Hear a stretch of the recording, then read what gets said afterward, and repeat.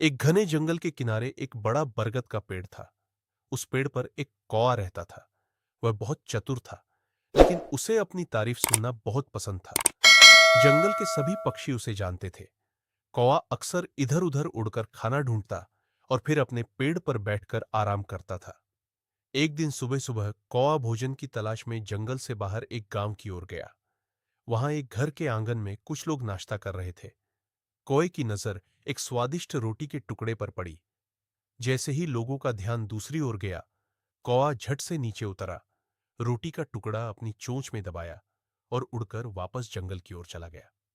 वह अपने बरगद के पेड़ की एक ऊंची डाल पर बैठ गया। वह आराम से रोटी खाने ही वाला था कि उसी समय वहां एक चालाक लोमड़िया पहुंची। लोमड़ी कई घंटों से भूखी थी और भोजन की तलाश में इधर-उधर भटक रही थी। तभी उसकी नजर कोए की चोंच में दबे रोटी के टुकड़े पर पड़ी।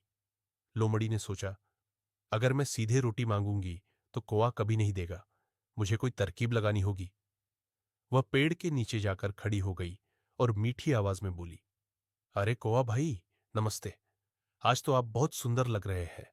आपके चमकदार काले पंख सचमुच कमाल के हैं। कौवा ये सुनकर बहुत खुश हुआ।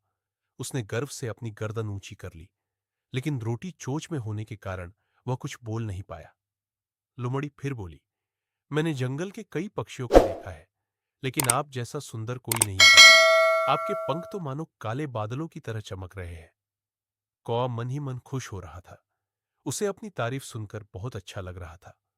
लोमड़ी ने आगे कहा, कौवा भाई, मैंने सुना है कि आपकी आवाज भी बहुत मधुर है। जंगल के पक्षी कहते हैं कि आप बहुत अच्छा गाते हैं। क्या यह सच है? अगर आप एक मीठा गीत सुना दे तो मेरा दिन बन जाएगा। कौवा अपनी प्रशंसा सुनकर फूला नहीं समा रहा था। वह सोचने लगा, लगता है लोमड़ी सच कह रही है। मुझे इसे अपना सुरीला गीत सुनाना चाहिए।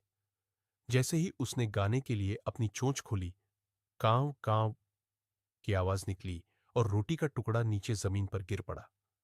लोमड़ी तो इसी मौके का इंतजार कर रही थी। उसने तुरंत रोटी उठाई और खाने लगी। कौवे को अपनी गलती का एहसास हो गया। वह उदास होकर लोमड़ी को देखने लगा। लोमड़ी मुस्कुराकर बोली, कौवा भाई, आपकी आवाज कैसी है?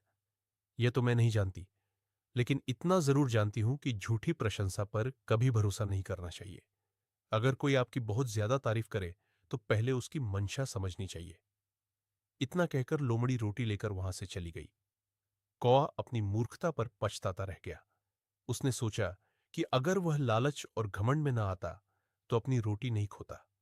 उस दिन के बाद कौवे ने एक महत्वपूर्ण सबक सीखा। उसने तय किया कि आगे से वह किसी की झूठी बातों में नहीं आएगा और बिना सोचे समझे किसी पर विश्वास नहीं करेगा।